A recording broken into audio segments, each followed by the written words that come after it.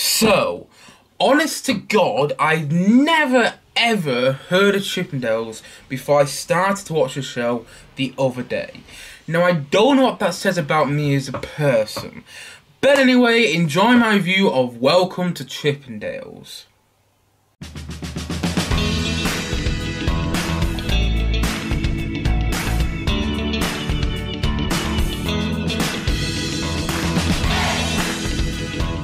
Welcome to Chippendales. So, Welcome to Chippendales follows the story of how Chippendales, the male strip club, came to be, and we also see the power struggles in the club, the financial issues that the club has, and the issues that the club has in terms of greed with the people who run it, and in terms of who actually owns the club and who doesn't.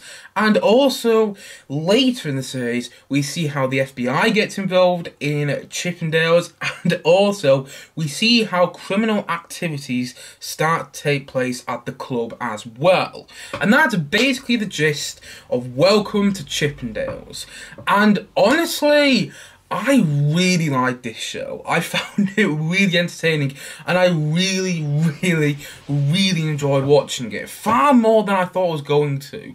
Like, I felt kind of like Pam and Tommy, where I enjoyed it, but at the same time, though, you know, it wasn't something like I needed in my life. I watched that show and I was like, oh, it's really good, but it didn't amaze me. And this show didn't amaze me either, but I had far more fun watching this show than I did Pam and Tommy.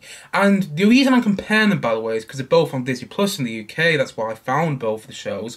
And they kind of feel like, on the surface, you know, both shows, Pam and Tommy and this, they feel like on the surface they're shows which are going to turn off a lot of the audience because they're about subject matter that people probably wouldn't like to revisit or wouldn't like to watch in general. But actually the show's about much more than Chippendales in this case. Now, Pam and Tommy was about much more than Pamela Anderson, and this show is much more than just about Chippendales. It's about greed, it's about obsession, it's also about wealth, and it's about what hunger for wealth can do to you. And that's what I really liked about it, because it was kind of in the same way as Boogie Nights as well. You know, Boogie Nights, that's a film about the adult film industry, but then when you watch it, it's not a film about the adult film industry. It's about found family, it's about greed, and similarly, that's kind of what Welcome to Chippendales is about. And I really like that about it. I like TV shows and films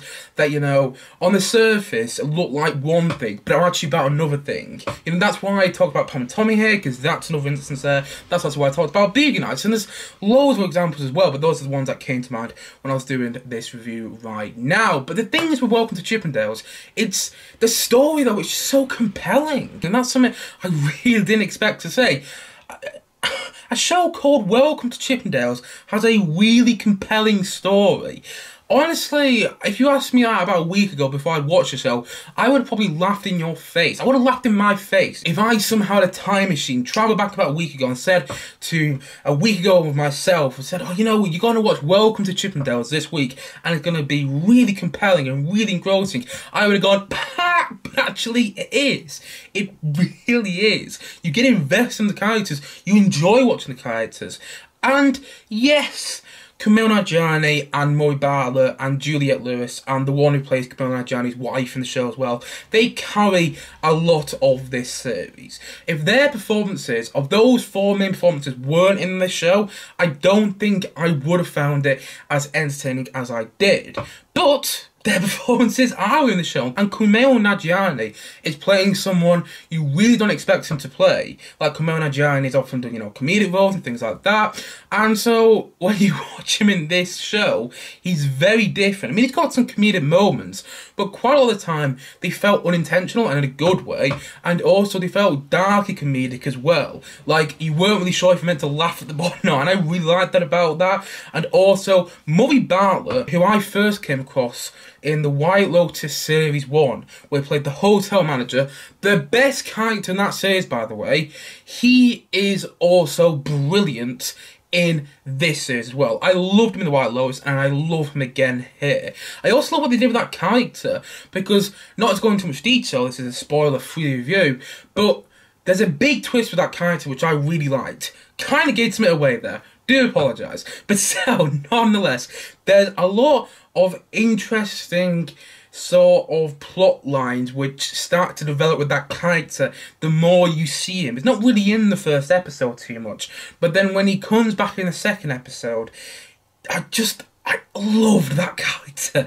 I think Moe Bartlet was great in the show. In fact, he's my favourite character in the series. I think Kumail Nanjiani did an absolutely fabulous job, but I thought that Moe Bartlet had the best performance in this show. And I also love to see Juliette Lewis in there as well. Like, I haven't really seen Juliette Lewis in much.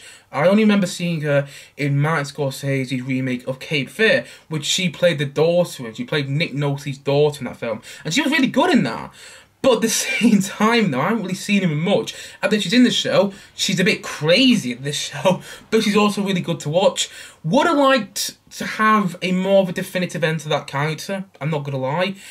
Trying not to give anything away again, but that character's just kind of left off, and she kind of feels forgotten about. But I still really liked watching Juliette Lewis in the show. Like I said before, the one who plays Kumail Nanjiani's wife in the show, I forgot her name, and it's bugging me right now. She's really, really good. Like, she's really good in the series as well. I believed in all the characters. I, for 1 minute, never felt like I was watching Juliette Lewis. I never felt like I was watching Moe Bartlet. And I never felt like I was watching Kumail Nanjiani. Honestly, Kumail Nanjiani is kind of unrecognisable, by the way, in the show. I mean, you can tell it's him. I don't mean like that. I don't mean like he's got a big physical transformation or anything like that. You know, it's not like Colin Farrell when he plays the Penguin in the Batman. It's not like that. He's unrecognisable because of the way he plays that character. What's he called? Steve in the show. I've got the second name of the characters now, but Steve, he's unrecognisable when he plays that character. And I think Kumail Nanjiani is brilliant, and I also love Moe Bartlet. Juliette Lewis is great, and so was the one who played Kumail Nanjiani's wife. At the risk of sounding like a broken record there, I repeated the same thing twice. But still, nonetheless, other things I loved in the show. I thought it was well made. I did think the direction the first two episodes could have been a bit better. I think the first two episodes were directed by Matt Shakman, who also directed WandaVision. He's directed episodes of Succession as well, directed episodes of Game of Thrones in the past. I think he directed an episode of House of the Dragon, I'm not even sure. But you name the show, and Matt Shakman's probably directed an episode of it. He's that well versed in the TV directing business. But that also kind of showed itself because Matt Shakman is doing so much, and there's a rumour somewhere that he's doing another Marvel movie or something like that. So he's doing quite a lot. And maybe, just maybe here, he got ahead of himself a bit. Maybe, you know, signed on to do a bit too much work. Because I kind of felt that the directing in the first two episodes could have been better. And maybe it was a bit rushed because he's doing so many things. Honestly, he's an incredibly busy director. And good on him, you know, he's getting work. But I kind of wish the first two episodes weren't directed by him. Because if you look at IMDb, by the way, just the amount of work he does is incredible.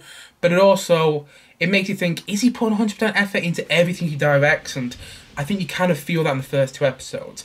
And on the topic of the first two episodes, and I'm going to go into more criticisms a bit later, but on the topic of the first two episodes, the first episode kind of feels like the odd one out of the entire series. It's only an 8-episode TV series. It's not long. Each episode is under 50 minutes from what I can remember, so it's really not a long show.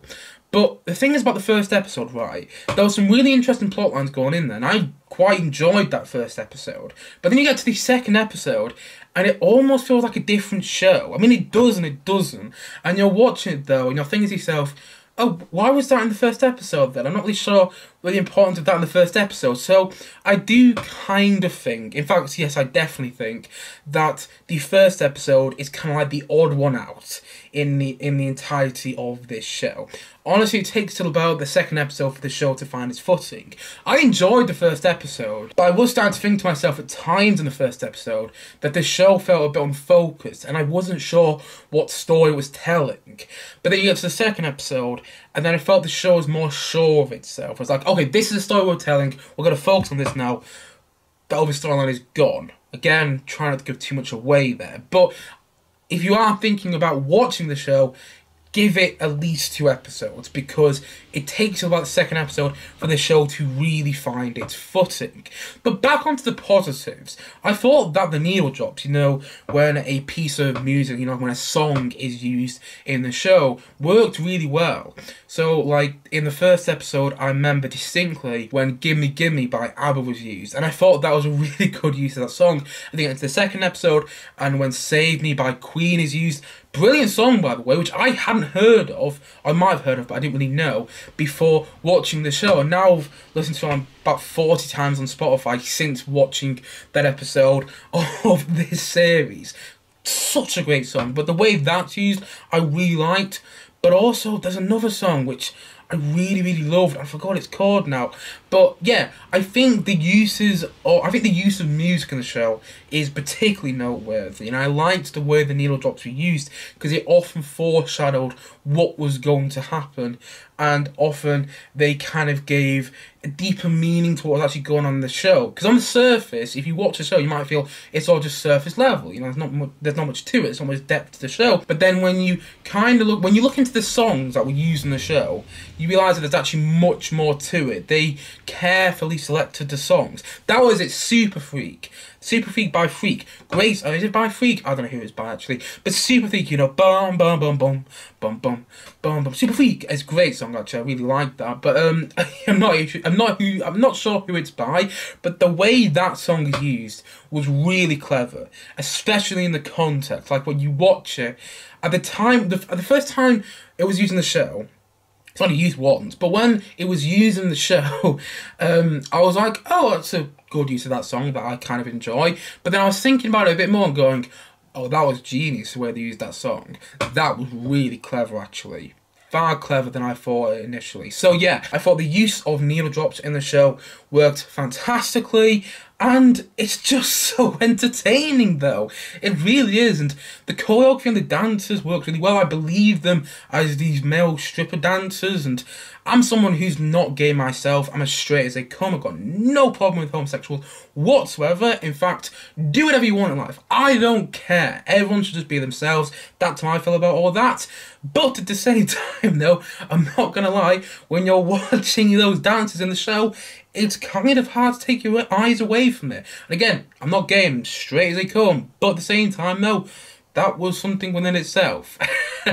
And that was, again, something I didn't expect to say with this show. And oh, I just really enjoyed it. I really did, and I got interested in the characters, and I really liked the story. I felt the story was compelling and engrossing, and it's a story I knew nothing about before watching that show. You know, it's that whole thing with facts are stranger than fiction, and that's what you feel with. Like, I don't know how much of the show is factual. I don't know how much of it has been dramatised. I just don't know. But at the same time, though, if this show is just, I don't know, 70% true, or 75% true, or 80% true, that is something within itself, because of the way the story twists sometimes, and the turns it takes, and God, I just really, really liked it. Now, as for criticisms, I don't really have any major ones, and I kind of want to skim over this because the amount of fun I had watching the show, but I'm going to talk about a couple of criticisms. In the first 2 episodes, the timeline jumps around a bit. At one point, you're like, oh, the club's opening up, then the next minute, the club's changing, the next minute, oh, the club's changing again. It's like, it jumps around a bit in the first 2 episodes, and I do think it's a tad bit rushed, like I mentioned before. I think the first 2 episodes were just trying to get to the meat of the story so quickly, which is good because you don't want any filler. It's the whole idea, you know, killer, no filler, and the show does a lot of that. But it also feels a bit incoherent in terms of the plotting of the first 2 episodes. Also, some plot lines feel forgotten about as well. Like, there's one main plot line, a very significant plot line in the first episode, which, when you get into the second episode, is mostly forgotten about. I mean, there's a little reference to it, but it was such a big plot line that I thought they were going to focus on it a lot more. But then you get into the second episode, and it's like, it's very abrupt, that whole change. You're going to go, oh, so they're not talking about it anymore. And that transition felt a bit strange and a bit uneasy, and also there's poignant moments in the show that could have been done more effectively, and it's not an amazing piece of TV. It isn't going to knock his socks off or anything like that, But at the same time, though, you know, I could go into more criticisms. I definitely could. And I was thinking about more criticisms when I was watching the show. But now when I look back on it, I just think about the vastly entertaining time I had with this series. Far more entertaining than I really expected it to be.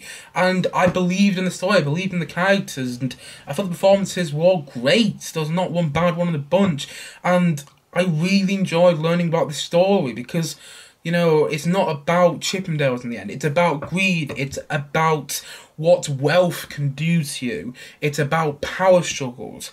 And it's about maybe you don't always want to accomplish your dream. I mean, in that regard, there's a bit of writing in the show, which is a bit on the nose. But overall, I really liked it.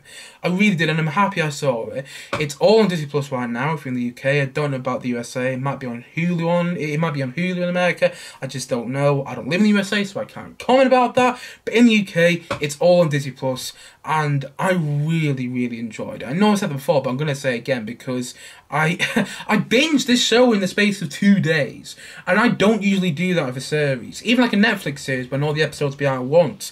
More often than not, I'll just watch the show over the space of about a week. Maybe watch 2 episodes in a night, but more often than not, I'll just, you know, watch it over a week and savour the series. I didn't want to savour the series. I wanted to watch it. I wanted to see where it went because, like I said before, it's a whole thing with facts is sometimes stranger than fiction.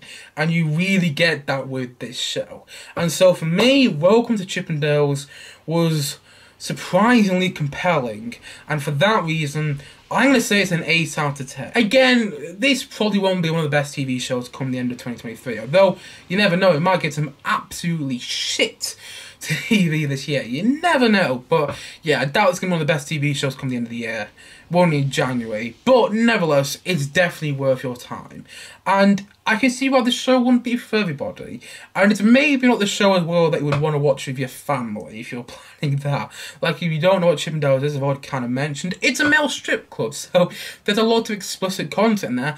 And I was actually quite surprised and quite pleased to see how much explicit content was in there, and the fact that Disney Plus, a major streaming service, a huge streaming service, is distributing this and is, you know, advertising this on their streaming service. I was really surprised by that. Like, not to go into too much detail, not to give away any plot point, but there's a lot of gay sex in the show. But I liked how they didn't shy away from it. Kind of like in Rocketman. You know, in Rocketman there's that gay sex scene, which really surprised me because it was from Paramount, and that's a big, you know, distributor. So I was really happy to see that in Rocketman. I was really happy to see that in this show. And I like the fact that the show is just more diverse and it was able to go into that explicit content without shying away from it. It's not the camera pans away. More often than not, you see 2 gay characters getting extremely close, but I like how it did that. I like how it didn't shy away from that. And also, there's a lot of explicit heterosexual sex as well. There's a lot of explicit sex between a man and a woman, which was not surprising either. So there's a lot of explicit content, and for some people that might turn you off from the show. And it didn't for me though, because it just made it feel more authentic. And I really liked it. And I also really love the use of music. I'm someone who just, whenever you use a song that I like in a TV show or film, I kind of have a bit of a soft spot for you. It's just the way I am. So when I heard songs that I quite enjoy in this show, it's kind of like, yeah, go on. I'm all for it. I'm really liking this now because you used a song that I like. And it's so entertaining. It is engrossing as well. It is compelling. You do get invested in the characters. And I wish it was longer. It's only 8 episodes. And like I said before, each episode is under 50 minutes. And it was really surprising. I really liked it. And looking back on it, even so I did criticise the show in this review, you know, the criticisms didn't really bother me whatsoever. It is binge-worthy TV. I mean, I hate using that word, but it is. It's binge-worthy. And also, it's got some fantastic performances. It's well made. The storytelling is well done. It's compelling. And I knew nothing about the story before watching the show.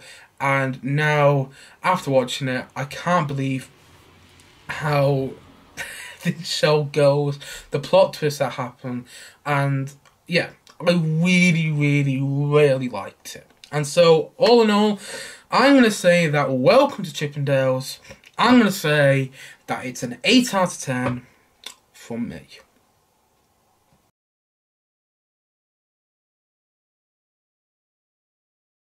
Anyway guys, what do you think of Welcome to Chippendales? Please you comment down below and know your thoughts in the comment section below. Anyway guys, I should apologise about the lighting in the video today.